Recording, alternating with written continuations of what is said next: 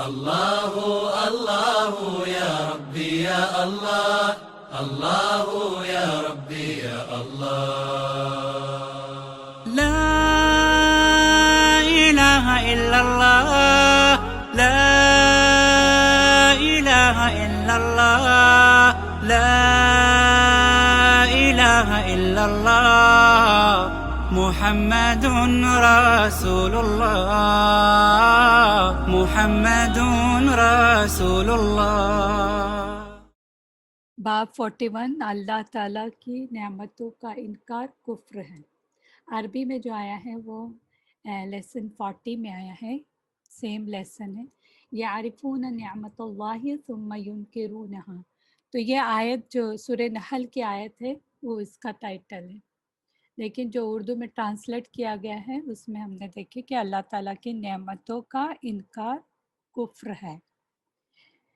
तो ये जो लेसन है वो शिर्क असगर के बारे में है, जो छोटा शिर्क कहते हैं।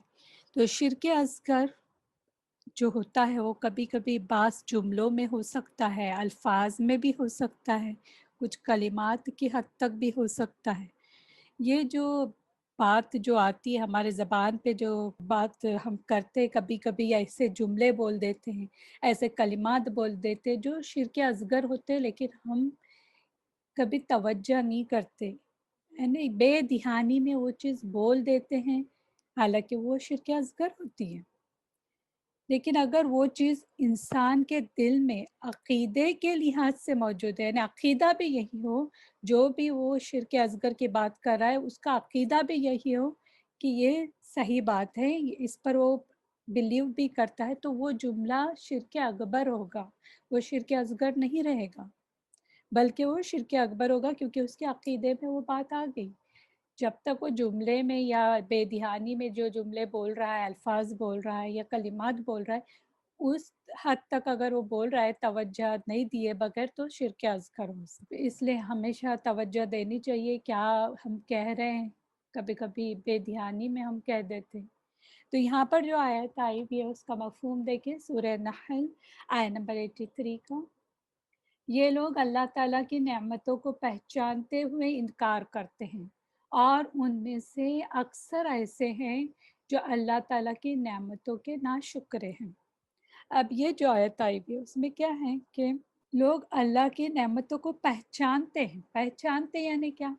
जैसे आप कह सकते हैं कि इसको जानते हैं, इन नेमतों को देखते भी हैं, अल्लाह ने ये नेमत दी हुई है, उसको सुनते भी हैं, चखते भी हैं। चखते जैसे खाने पीने की चीज़ें जो होती है, फ्रूट्स हैं, वेजिटेबल्स है, खाने जितने भी खाने हैं वो सब, वो भी अल्लाह की नेमतें हैं, वो भी चखते हैं। छूते भी हैं उन नेमतों को, जैसे फूलों को छूते हैं, कपड़ों को छूते हैं, महसूस भी करते हैं नेमतों को, जैसे खुशबू वगैरह जो है वो भी अल्लाह की नेमत है। अगर खुशबू होती ही नहीं, सिर्फ बदबू ही बदबू होती, कैसी ज़िंदगी हमारी महाल हो जाती। तो ये सब नेमतें सुनने के बावजूद, देखने के बावजूद, जानने के बावजूद, छूने के बावजूद, चखने के बावजूद और महसूस करने के बावजूद भी उसका इनकार करते हैं, हालांकि वो जानते हैं कि ये सब कुछ अल्लाह की नेमतें हैं, ये जो मुझे अता हुई है वो अल्लाह की तरफ से। अल्लाह ताला ने फरमाया इनमें से अक्सर लोग जो नेमतों को पहचानते हैं वो अक्सर लोग काफिर हैं। तो वो अल्लाह ताला की नेमतों के नाशुक्र है। यहाँ पर जो काफिर कहा गया है वो अल्लाह की नेमतों का इनकार करने वाले नाशुक्र हैं। तो इसमें इस जो आयत में आप देखिए, नेमत का जो लफ्ज़ आया है मुफर्रद, जो सिंगुलर आया हुआ है, नेमतुल्लाहि, तो ये सिंगुलर आया हुआ है। क्या अरबी जो कायदे थे उसके मुताबिक अगर मुफर्रद लफ्ज़ मुदाफ होकर आता है, यानी मुदाफ़ुन इलैह, जो ग्रामर वाले उनको अच्छे से पता होगा कि मुदाफ अगर होके आता है तो यानी दूसरी की तरफ इसकी निस्बत हो, नेमतुल्लाहि, अल्लाह की नेमत। तो नेमत क्या है? ये मुदाफ है, अल्लाह ही मुदाफुन इले। यहाँ नेमत की निस्बत अल्लाह की तरफ की गई है। तो अल्लाह यहाँ मुदाफुन इले है, और मुदाफुन इले जिसका मतलब क्या है? जिसकी तरफ निस्बत की जाए। तो मुदाफ जिसकी निस्बत की जाए। तो यहाँ पर देखिए, जब मुदाफ एक सिंगुलर आता है, मुफर्रद आता है। तो अरबी ज़बान में अगर मुफर्रद लफ्ज़ मुदाफ बने तो वहाँ जमा का फ़ायदा देगा, यानी प्लूरल में आएगा वो। गोया यहाँ पर नेमत की जमा जो नियाम है, नियाम, नेमतों जो हम कहते हैं उर्दू में, तो वो मानी में आ रहा है। बहुत सारी नेमतें, एक नेमत नहीं, बहुत सारी नेमतें। वैसे भी अल्लाह ताला ने हमें बेशुमार नेमतों से नवाजा है, अगर हम गिने ना तो भी गिन नहीं पाए। लेकिन हम कंप्लेन बहुत ज़्यादा करते हैं, जो नहीं है उसकी कंप्लेन ज़्यादा होती है, जो है उसकी तरफ तवज्जो नहीं होती। अल्लाह ने सूरह नहल आया नंबर 18 में जो फरमाया है उसका मफ़हूम यह है कि और अगर तुम अल्लाह की नेमतों को गिनना चाहो तो तुम इसे गिन नहीं सकते। तो हम गिन ही नहीं सकते नेचुरली। हर चीज़ आप देखिए, आंखें, कान, नाक, जिसकी नहीं है उसकी तरफ देखिए, जो देख नहीं सकता ब्लाइंड पर्सन, उसको देखिए वो किस तरह उसकी ज़िंदगी गुजर रही है। हमें जो है नेमतों का सबब तो याद रहता है, किस वजह से हमें नेमत मिली है, वो हम बराबर याद रखते हैं। लेकिन सबब का पैदा करने वाला, जिसको कहते हैं मुसब्बिब, ये कभी याद नहीं रहता। वो कौन है? अल्लाह है। तो मसलन अगर कोई शख्स किसी कंपनी में जॉब दिला दे तो उसका तो इतना बड़ा शुक्र अदा करेंगे कि बहुत बहुत शुक्रिया, तुम्हारी वजह से हमें जॉब मिला। और कभी कभी तो उसका भी शुक्रिया अदा नहीं करते, ऐसे भी लोग होते हैं। कहते हैं कि हमने तो उनसे बस रिक्वेस्ट की थी, ये तो मेरी काबिलियत है, इसकी वजह से मुझे वहाँ पर जॉब मिला। इस तरह के भी लोग होते हैं। लेकिन जिसने ये सबब पैदा किया, यानी अल्लाह, उसको भूल जाते हैं। ये अक्सर होता है। कभी कभी तो ये होता है कि शुक्राना सजदा करने की भी तौफीक नहीं होती इंसान को, बस वही गुन गाते रहता है कि मुझे इसकी वजह से जॉब मिला या मेरी काबिलियत की वजह से मुझे मिला। तो कभी अल्लाह का शुक्र करने का ख्याल तक दिल में नहीं आता इंसान को। हालांकि दिल में ये बात आनी चाहिए कि ये नेमत मुझे अल्लाह ने दी। अगर अल्लाह का फजल ना होता तो वो मेरे मुकद्दर में नहीं होता, मेरे तकदीर में वहाँ पर वो लिखा हुआ ही नहीं होता, वो चीज़ मुझे मिलनी ही नहीं थी, मुझे जॉब नहीं मिलता, मैं कब पैसे नहीं कमा पाता। तो हमें जिस ज़रिए या सबब से जो भी नेमत हासिल हुई वो अल्लाह के फजल ही की वजह से हासिल हुई, ये जहन में रखें। तो नेमत के निस्बत सबब की तरफ करना, और मुसब्बिब जो पैदा करने वाला है, वो सबब को जिसने पैदा किया है, यानी अल्लाह को भूल जाना, उसकी नाशुक्री है। ये नाशुक्री, यही नेमत का इनकार जो आया है इस लेसन में, वही बात कही जा रही कि ये नेमत का इनकार है। इस तरह से नाशुक्री है, कुफरान नेमत है। ऐसा करना कुफ्र असगर होगा, ये छोटा जो कुफर है वो होगा। ये कुफरान नेमत किस तरह करते हैं, इसके बारे में चंद अक़वाल आप यहाँ आगे देखेंगे कि इसकी ये आयत की ही तफसीर में आगे के अक़वाल आए हैं। तो हर एक ने अलग अलग अपने कौल के मुताबिक बताया है कि इसका क्या मतलब हो सकता है, कि किस तरह लोग कुफरान नेमत करते हैं।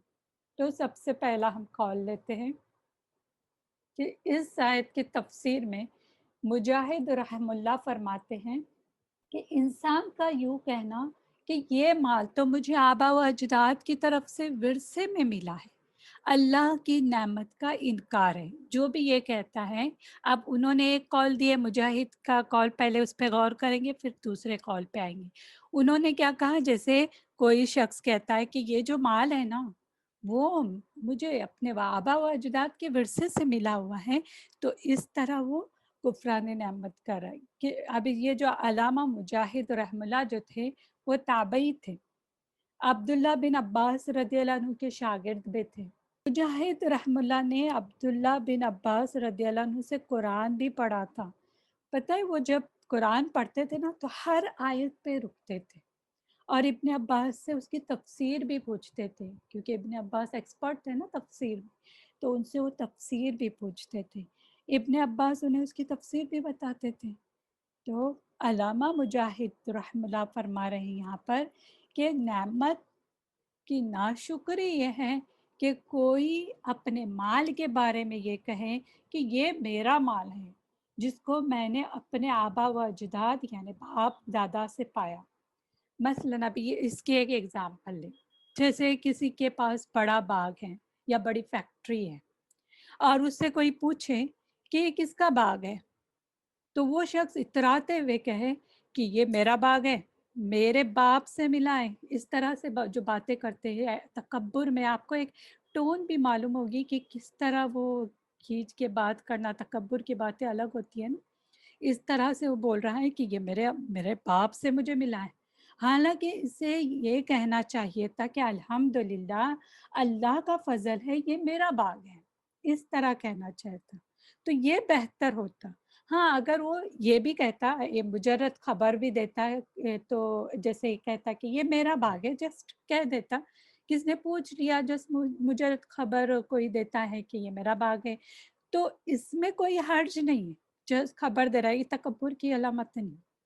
لیکن تکبر دکھا کر یہ کہے کہ یہ میرے باپ دادا سے مجھے وراثت میں ملا، یہ جملہ جو ہے وہ شرک اصغر کے حدود کو چھو رہا ہے۔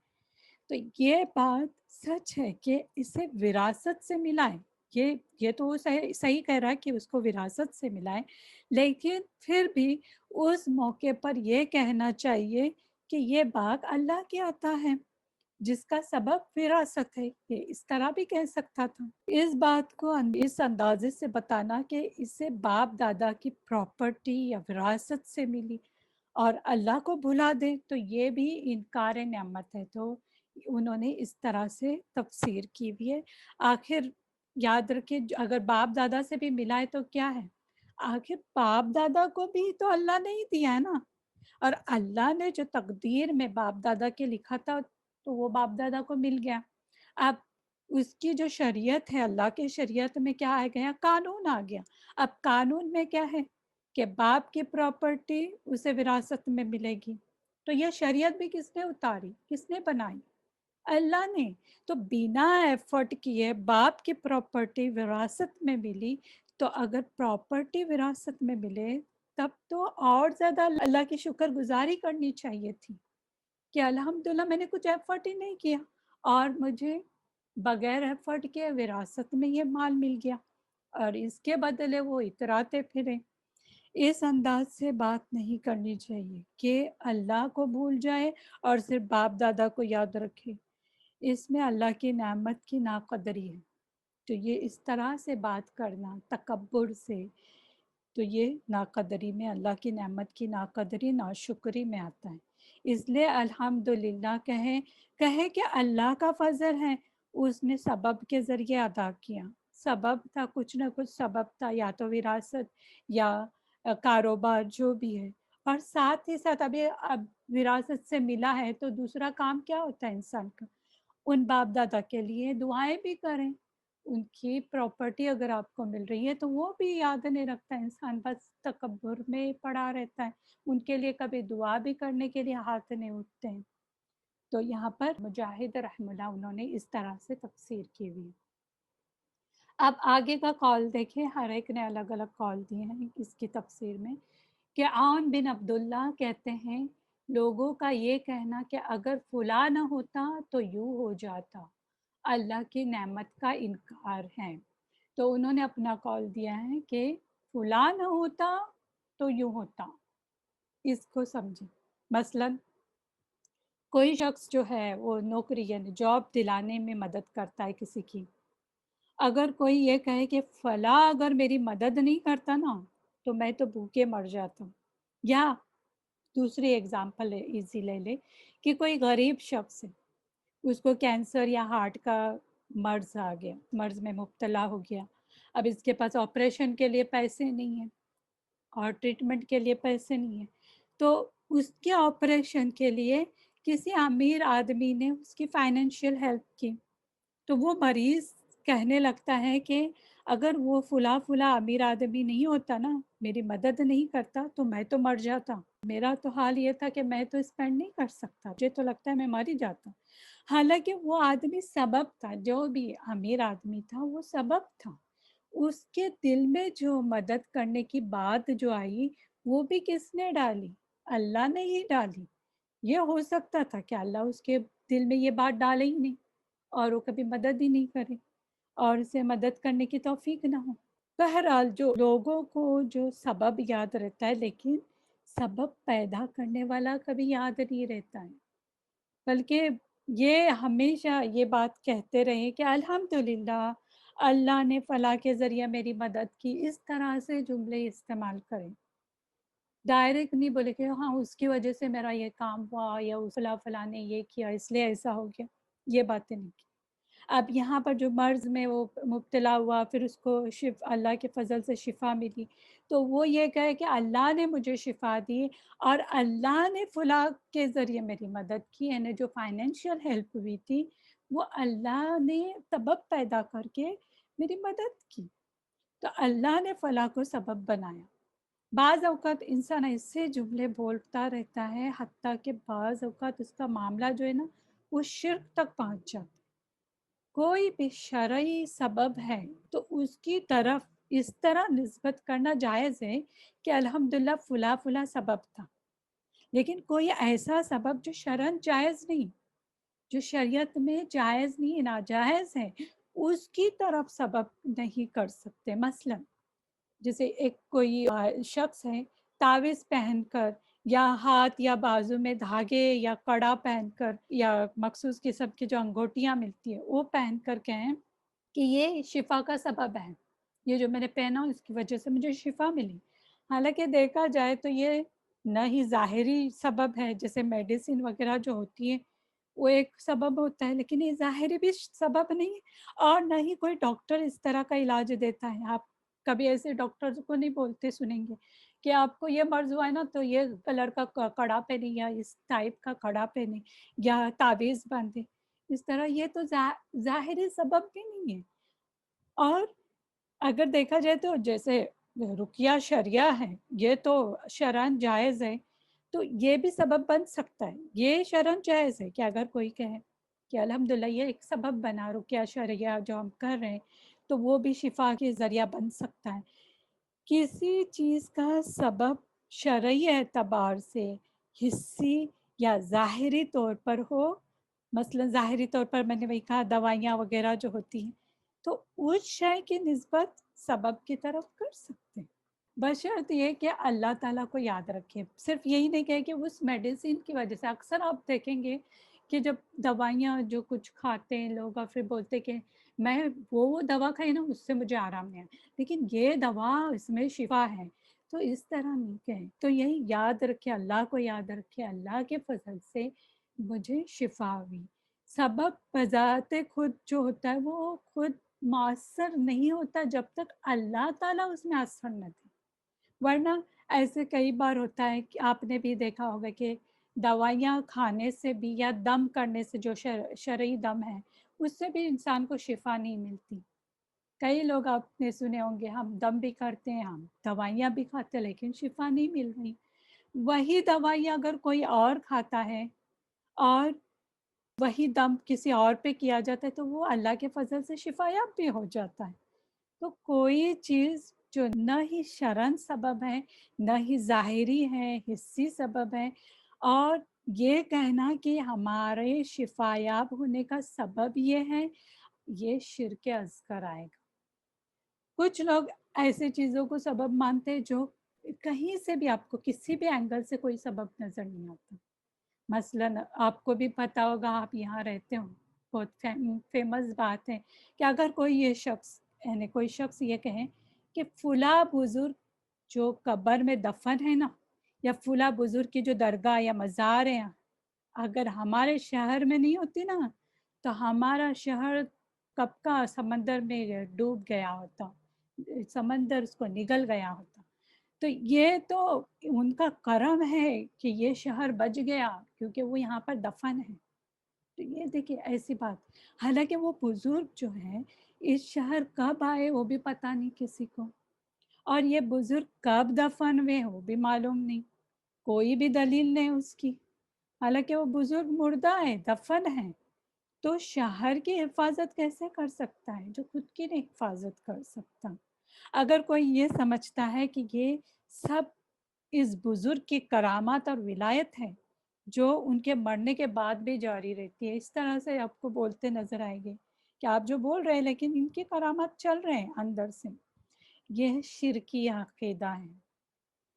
تو بلائنڈ فالوور جو ہوتی ہے، اندھی عقیدت رکھنے والے، ایسی بات مان لیتے ہیں کیونکہ علم نہیں رہتا ہے نا، جو بولیں گے وہ ہر چیز یسر یسر ہے، یعنی جو بولیں گے وہ صحیح۔ یہ شرن تو چھوڑو، یہ جو بات ہے نا میں نے ابھی کہی کہ جو سمندر والی بات، جو بزرگ کے مزار کے بارے میں، یہ شرن تو چھوڑو، ظاہری سبب بھی نہیں ہے دیکھا جائے تو۔ یاد رکھیں، سبب کو یاد رکھنا اور مسبب، سبب پیدا کرنے والے کو بھول جانا انکار نعمت ہے۔ تو یہ اس کی تفسیر یہاں تک دیکھیں۔ اب آگے کا جو قول ہے وہ ابن قتیبہ کہتے ہیں کہ لوگوں کا یہ کہنا یہ چیز ہمارے معبودوں کی سفارش سے ملی بھی اس آیت میں داخل ہے نا، اس کی تفسیر میں آئے گی۔ تو یہ تو بہت بڑی اور اس سے بڑی بات ہو رہی ہے، سفارش ہے نہیں اس کی، معبودوں کی سفارش، بہت بہت سنگین بات کی گئی ہے۔ تو انکار نعمت کے تعلق سے یہ انتہائی ہی خطرناک بات کہی گئی ہے کہ کوئی یہ کہے کہ یہ چیز مثلاً اولاد جو ملی ہیں، یا بارش جو برسی ہیں، یا مجھے ڈگریاں جو ملی ہوئی ہیں، وہ ہمارے معبودوں کی سفارش سے ملی ہے، ہمارے معبودوں کی سفارش کے نتیجے میں ہمیں یہ ملی ہے، انہوں نے سفارش کی اللہ سے اور ہمیں مل گیا۔ یہ بڑا خطرناک جملہ ہے۔ پہلے تو یہ لوگ اللہ کے علاوہ کسی اور کو معبود سمجھ رہے ہیں، جو شرک اکبر ہے۔ یہ تو شرک اکبر میں ہی آئے گا کیونکہ معبود صرف اللہ ہے اور یہ کسی اور کو مان رہے ہیں۔ اگر ایسا شخص بغیر توبہ کے مر جائے تو بخشش بھی نہیں ہوگی، اس کو ہمیشہ کے جہنم ہوگی۔ اور ساتھ ہی یہ کہنا کہ اللہ تعالیٰ ان باطل معبودوں کی سفارش سنتا ہے، حالانکہ دیکھا جائے تو محمد صلی اللہ علیہ وسلم بھی اللہ کی اجازت کے بغیر قیامت کے دن سفارش نہیں کر سکیں گے۔ آپ کو پوری حدیث بھی معلوم ہوگی کہ کس طرح سے سفارش کی جائے گی، کتنا بڑا عرصہ ہوگا۔ ہمیں لگتا ہے بس یوں قیامت قائم ہو گئی اور پھر آپ صلی اللہ علیہ وسلم سجدے میں پڑ گئے اور پھر ختم، سفارش شروع ہو گئی۔ اس طرح نہیں ہے، بہت بہت سالوں بعد، 50,000 سال تو پہلے وہیں پہ وہ گزارنے ہیں میدان میں، اس کے بعد جا کے کچھ ہوگا۔ تو کچھ لوگ جنہیں کئی سال بعد اولاد ہوتی ہیں تو کیا کہتے ہیں، ہمارے معبودوں کی سفارش کا نتیجہ ہے، ہم نے سفارش کرنے کہا تھا نا، اس کی وجہ سے ہم کا اولاد ہوئی۔ اسی طرح کچھ لوگ جب 61 سالی کے بعد بارش لگتی ہیں تب کہتے ہیں کہ ہمارے فلاں دیوی دیوتا بزرگ انہوں نے سفارش کی اس لیے بارش ہوئی۔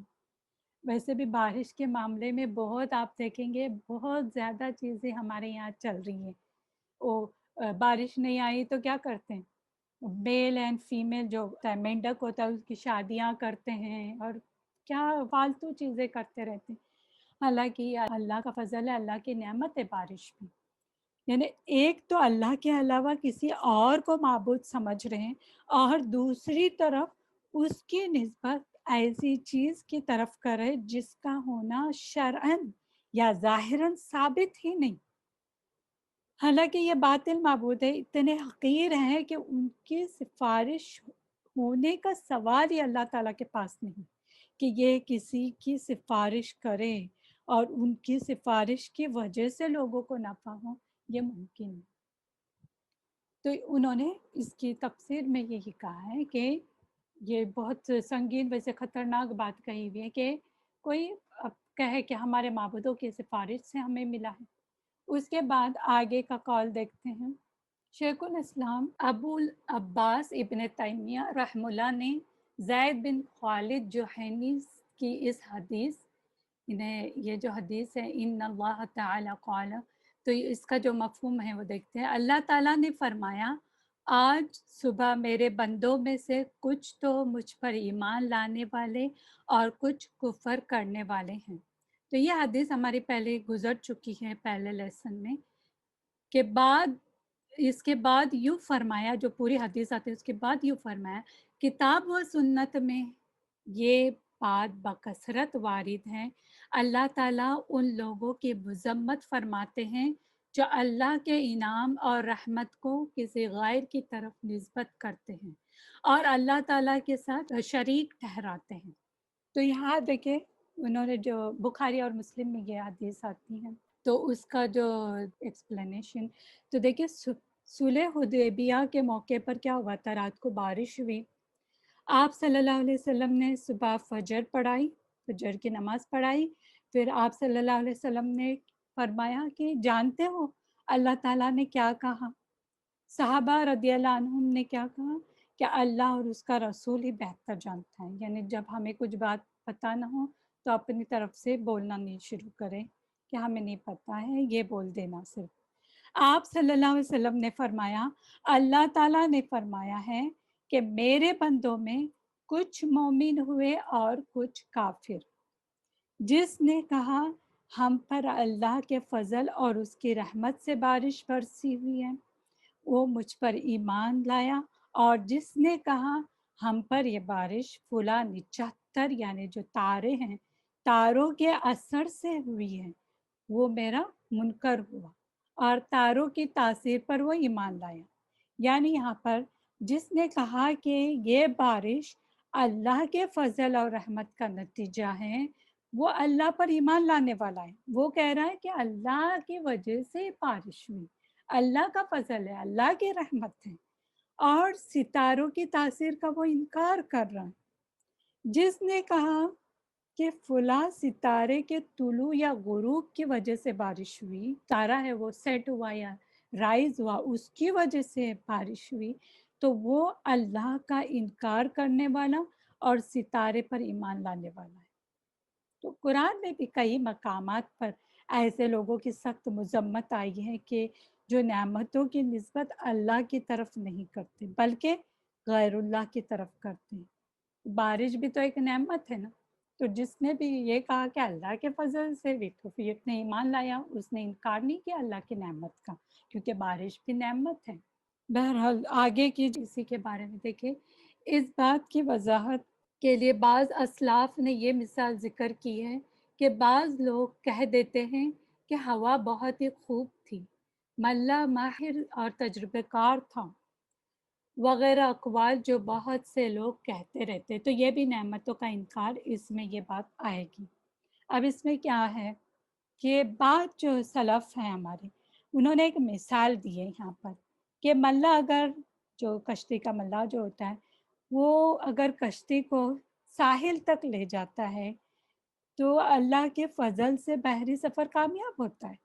तो लोग क्या कहते हैं, कुछ लोग, सब नहीं कहते लेकिन कुछ लोग क्या कहते हैं कि हवा बहुत अच्छी थी या मल्ला बहुत माहिर था, इसलिए देखिए हम सफ़र था वो कामयाब हो गया।